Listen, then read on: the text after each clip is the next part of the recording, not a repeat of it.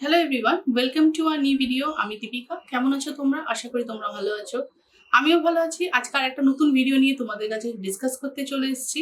আজকে এই ভিডিওর মধ্যে আমি তোমাদেরকে কয়েকটা ওয়ে বলবো, যেটার উপর ডিপেন্ড করে বা যেই সমাধানটা নিয়ে তোমরা কিন্তু কপি চ্যালেঞ্জ করতে পারো। ঠিক আছে? এবং কপি চ্যালেঞ্জ করলে তোমাদের খরচটাও কম হবে। তোমরা আমাকে অনেকেই প্রশ্ন করেছো যে ma'am 1000 each question is huge amount. এটা আমিও এগ্রি করি যে হ্যাঁ, এটা অনেকই বেশি অ্যামাউন্ট। কিন্তু যদি এই টাকাটার অ্যামাউন্টটা যদি শেয়ার করা হয়ে যায় পার্টিকুলার ইচ কোয়েশ্চেনে, তাহলে কিন্তু মাথা পিছু খরচটা কম হয়। কিভাবে হবে সেই ডিসকাসটা আজকে এই ভিডিওর মধ্যে তোমাদের সাথে আমি জানাচ্ছি। তার সাথে কিছু গুরুত্বপূর্ণ টপিক নিয়ে কিছু গুরুত্বপূর্ণ প্রশ্ন উত্তর তোমাদের কাছে এই ভিডিওর মধ্যে আমি দেবো। তাই ভিডিওটা পুরো দেখবে এবং ভিডিওটা পছন্দ হলে একটা লাইক করে দিও।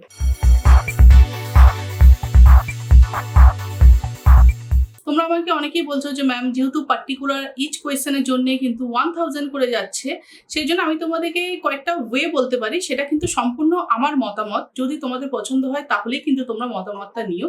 ঠিক আছে? যাদের পক্ষে পসিবল যে পার কোয়েশ্চেন 1000 করে পে করা, তারা করতেই পারো। কিন্তু যারা ভাবো কোনো একটা গ্রুপে পড়ে, কোনো ইনস্টিটিউটে পড়ে বা কোনো কোচিংয়ে যদি পার্টিকুলার কোনো একটা সাবজেক্টের জন্য চাকরি পরীক্ষার জন্য পড়াশোনা করছে, তাদের ক্ষেত্রে বলছি তারা কি করবে, তারা ফার্স্টে ফাইন্ড করো যে পার্টিকুলার তোমাদের সাবজেক্টের কোন কোয়েশ্চেনগুলো তোমাদের মনে হচ্ছে যে অ্যান্সার রং দেওয়া হয়েছে। ঠিক আছে? এবং তার এগেনস্টে যদি তোমাদের কাছে রাইট অ্যান্সার থাকে, প্রুফ থাকে, তাহলে কিন্তু অবশ্যই তোমরা 100% কপি চ্যালেঞ্জ করতে পারবে। এবং এই চ্যালেঞ্জ করার জন্য যে টাকার অঙ্কটা করা হচ্ছে, যে 1000, সেটা কি করবে, তোমরা যদি ভাবো পার্টিকুলার আমি একটা সাবজেক্ট হিস্ট্রি ধরে নিচ্ছি, হিস্ট্রি যদি কোনো একটা কোয়েশ্চেন নিয়ে তোমাদের কোনো কোয়েশ্চেনের অ্যান্সার নিয়ে ডাউট থাকে, তাহলে তোমরা হিস্ট্রির তোমরা যে কোনো স্টাডি সেন্টারে বা ইনস্টিটিউটে পড়াশোনা করছো, তার যদি এগেনস্টে যদি ভাবো হিস্ট্রি পড়ছে এরকম 10 জন থাকে, তাহলে যদি পার্টিকুলার একটা কোয়েশ্চেন যখন তোমরা চ্যালেঞ্জ করছো, তাহলে তোমরা নিজেদের মধ্যে একটা আন্ডারস্ট্যান্ডিং করে নাও যে ঠিক আছে, আমরা একটা কোয়েশ্চেন আমরা এর জন্য চ্যালেঞ্জ করব। তো যেই অ্যামাউন্টটা হচ্ছে, যেই 1000 যে অ্যামাউন্টটা হচ্ছে, সেটা 10 জনের মধ্যে ভাগ হয়ে গেল। যখনই 1000 অ্যামাউন্টটা 10 জনের মধ্যে ভাগ হচ্ছে, তখন কিন্তু তোমাদের ওখানে খরচটা কিন্তু খুব কম পড়ছে। ঠিক আছে? এবং তোমাদেরকে জানিয়ে রাখি যে যখনই অ্যান্সার কি চেঞ্জ হচ্ছে, মডিফাইড অ্যান্সার কি আউট হবে এবং নাম্বারটা কিন্তু সকলেরই বাড়বে। আর একটা সেকেন্ড ওয়ে হচ্ছে যে অনেকেই আছে, সকলে তো আর কোনো স্টাডি সেন্টার বা ইনস্টিটিউটে পড়ে না, এরকম অনেকে আছে যারা সেলফ স্টাডি করে। এরকম অনেকগুলো সোশ্যাল প্ল্যাটফর্ম আছে, যেখানে ভাবো তোমাদের পার্টিকুলার সাবজেক্টের এক একটা করে গ্রুপ ক্রিয়েট করা আছে ফেসবুকে।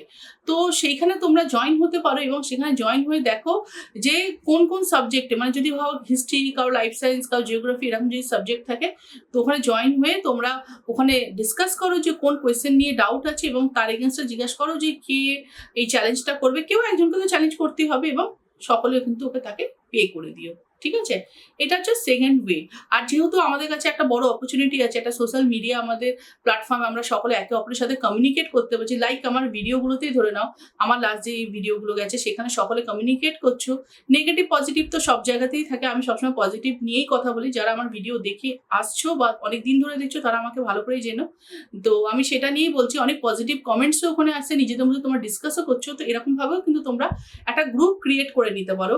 আর আমি এটাই বলবো, কমেন্ট সেকশনটাকে ভালো ওয়েতে ইউজ করো। যেরকম আমি কয়েকটা এক্সাম্পল দিচ্ছি, অনেকে ডিসকাস করছো যে আমার এই সাবজেক্ট, তোমাদের কোন সাবজেক্ট, আমি 9-10 হিস্ট্রির কোন একটা কোয়েশ্চেন নিয়ে ডিসকাস করছো, বা কোন কোয়েশ্চেনটা ভুল আছে সেটাও কিন্তু তোমরা কমেন্টসের মধ্যে আলোচনা করতে পারো। দেখো, নিজের থেকে তো অ্যাসিওর হচ্ছি যে না, এই কোয়েশ্চেনটা রং আছে, কিন্তু সেটা যখন তোমরা একটু কথা বলে নাও কমেন্টসের মধ্যে, তো তোমরা কমেন্টসের মধ্যে পেয়ে যাবে।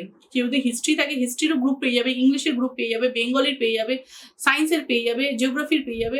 তো এরকম গ্রুপ তোমরা পেয়ে যাবে। মানে আছে অনেক ক্যান্ডিডেট, তাদেরকে জিজ্ঞাসা করো, আস্ক করো যে কোন সাবজেক্টে তোমরা 9-10-11-12 জন পরীক্ষা দিয়েছো কিনা। আমি এই সাবজেক্টে এই জন্য পরীক্ষা দিয়েছি এবং আমার এই কোয়েশ্চেনটা ডাউট আছে, তোমাদের এই ডাউট আছে কিনা, এটা কিন্তু ক্লিয়ার করে নাও। পার্টিকুলারলি কোন কোয়েশ্চেনটা, ওই কোয়েশ্চেনটা কনফার্ম করো, ডাউট আছে কিনা, তার সঠিক অ্যান্সারটা বা সোর্সটা তোমরা নেওয়ার চেষ্টা করো এবং সেটা কিন্তু সেন্ড করো। ওকে? এবং গ্রুপ ক্রিয়েট করে নিলে তোমাদের অ্যামাউন্টটাও কম হবে। এটা সম্পূর্ণ আমার মতামত, আমি তোমাদের সাথে শেয়ার করলাম। কেমন লাগলো মতামতটা জানিও। তোমাদের ফিডব্যাকটা আমার কাছে খুবই ম্যাটার করে।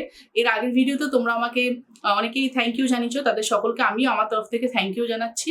তোমাদের জন্য বেস্ট উইশেস থাকছে, তোমরা যাতে সকলেই সফল হও। তোমরাও চাকরি পেয়ে গেলে আমারও খুব ভালো লাগবে, কারণ আজ আমাদের পশ্চিমবঙ্গে চাকরি নেই বলে আজ হাজার স্টুডেন্টরা বিহারে গিয়ে পরীক্ষা দিচ্ছে, তাই না? কিন্তু আমাদের একটা চাকরি আমাদেরকে পেয়ে যেতেই হবে। তারপর তোমাদের জানাই, তোমরা আমাকে বারবার জিজ্ঞাসা করছো যে ম্যাম কাট অফ কত নামতে পারে, কাট অফটা বলুন। দেখো, পার্টিকুলারলি আমি কোনো সাবজেক্টে এগেনস্টে কাট অফ বলাটা ঠিক না, কি করে পসিবল। আমি তোমাদেরকে এটাই বলছি, কাট অফ বাড়তেও পারে, কাট অফ কমতেও পারে, কিন্তু সূত্রের খবর হচ্ছে এটাই যে সিট সংখ্যা কিন্তু বাড়বে। ওকে, সিট সংখ্যা যখনই বাড়বে তখনই কিন্তু কাট অফ নামবে, এটাই স্বাভাবিক। যেটা স্বাভাবিক, যেটা লজিক, সেটাই কিন্তু তোমাদেরকে আমি আশ্বাসটা দিচ্ছি, ঠিক আছে? কাউকে কোনো রকম সান্ত্বনা দিচ্ছি না, কারণ এখানে যারা ভিডিও দেখছো তারা অলরেডি ডিএলএড বিএড করা, হায়ার এডুকেটেড, তারা যথেষ্ট নিজের বুদ্ধি আছে, তারা জানো ভালো করে যে এই ওয়েটা আমি ধরিয়ে দিচ্ছি সেটা সঠিক কিনা। আমরা যদি প্রিভিয়াস ইয়ারের সাথে কম্পেয়ার করি, সেখানে কিন্তু নেগেটিভ মার্কিং ছিল না, এখন নেগেটিভ মার্কিং আছে। ভালো ভালো স্টুডেন্টরা আমার দেখা, এখানে কমেন্টসও যদি তোমরা যাও, ভিডিওর যে লাস্ট কমেন্টসগুলো আছে এর আগের ভিডিও, সেখানেও দেখবে ভালো ভালো স্টুডেন্টরা 87-90 অ্যাটেন্ড করেছে। তারা কিন্তু যখন দেখছে ঠিক আছে 30টা রং অ্যান্সার, তারা 60 পেয়েছে, তার মধ্যে যখন 15 মাইনাস হয়ে যাচ্ছে তখন হাতে কত থাকে? এরকম অনেকেই আছে, দেখো আমার আগের ভিডিওতেই আছে, সেখানে বলেছে ম্যাম আমি একদম সঠিক অ্যান্সার দিয়েছি, তার মধ্যে আমি এরকম নাম্বার পেয়েছি, আমি এক্সট্রা আরো কেন করতে গেলাম? আমি যদি এক্সট্রা না নাম্বার করতাম, অ্যাড করতাম, তাহলে আমার আজকে মাইনাস হতো না। তো এইরকম ভুলটা সকলেরই আছে। এই ভুল থেকে আমাদের কিছুটা শিক্ষাও হয়েছে, এটাও মেনে নিতে হবে আমাদেরকে। আমাদের এই ভুল থেকে কিছু শিক্ষা হয়েছে যে আমরা এরকম ভাবে আর নেগেটিভ মার্কিং যেখানে থাকবে সেখানে কিন্তু আর যেখানে যেটার প্রতি কনফার্ম থাকবে না, কনফিডেন্স থাকবে না, সেই অ্যান্সার কিন্তু আমরা আর অ্যাটেন্ড করবো না। এইভাবে কিন্তু নাম্বার কমে যেতে পারে।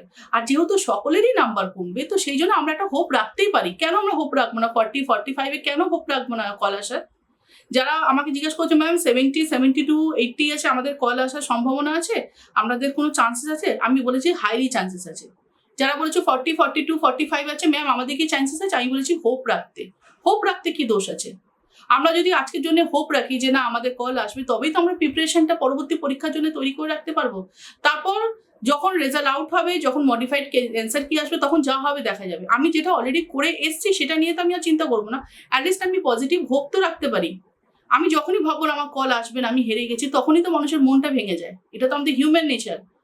আমি জানি না কেন কমেন্টসে অনেকে এরকমও আছে যে না এত নাম্বার কম, কাট অফ কত, এই নাম্বারে কল আসবে না, এরকম কেন কথা বলা হচ্ছে আই ডোন্ট নো। আমি সবসময় পজিটিভ বিষয়গুলোকে নিয়েই তোমাদের সাথে আলোচনা করি, কিন্তু এইগুলো একটা খারাপ লাগে, কারণ সকলে কোচিং সেন্টারে পড়ে না, সকলে স্টাডি সেন্টারে পড়ে না। অনেকেই আছে যুবক যুবতী যারা নিজেরা পড়ছে, নিজের সেলফ স্টাডি করছে, কিন্তু এই পরীক্ষার এই পড়াটাকে আমাদের পরবর্তী পরীক্ষার জন্যও তো কাজে লাগাতে হবে। যদি মেবি এখানে কল আসলো না 40-45-এ, কিন্তু এই পড়াটাকে পরবর্তী ক্ষেত্রেও তো আমাদের কাজে লাগাতে হবে। কারণ আমাদের যতটা সম্ভব মনে হচ্ছে যে ভোটের পরেই আমাদের এসএলএসটি পরীক্ষা আসার একটা সম্ভাবনা আছে। ওদের ডিসেম্বরের দিকে এসএলএসটি পরীক্ষা হবে, তার একটা নোটিফিকেশন তোমরা তার কিছুদিন আগেই পেয়ে যাবে। তো সেই প্রিপারেশনটাকে রাখতে হবে, তো নিজেকে মোটিভেট করে রাখতে হবে যে না আমরা পরবর্তী পরীক্ষার জন্য আমরা নিজেরা তৈরি হবো, এই পড়াটাকে আমরা রাখবো। হয়তো আমাদের কল আসতে পারে, আমি পরীক্ষা দিয়ে এসেছি, ভালো কল আসতে পারে আমাদের, এইটাকে তো মাথায় রাখতে হবে। তো সেটাই আমি একটা পজিটিভ তোমাদের সাথে একটাই জিনিস শেয়ার করবো, কাট অফ কত যাচ্ছে সেটা নিয়ে চিন্তা করো না। যেই সাবজেক্টের সিট সংখ্যা বেশি রেদার দেন আদার সাবজেক্ট থেকে, তাদের কল আসার তো একটা সম্ভাবনা থাকতেও পারে, নাম্বার কমেও কল আসার সম্ভাবনা থাকতে পারে। আমি এইটাই তোমাদের সাথে এই ভিডিওর মধ্যে শেয়ার করার জন্য আজকে বিশেষ করে এসেছি। তারপর অনেকে আমাকে মেসেজ করেছো ম্যাম ইতিহাসে ডি সিরিজে 19-এ কোন একটা প্রশ্নর কিছু ভুল আছে, ঠিক আছে, কোয়েশ্চেন নাম্বারিং এ ভুল আছে, আমাকে বলেছিলে, জানিয়েছিলে। তো কি করে আমরা তার মূল্যায়ন করব?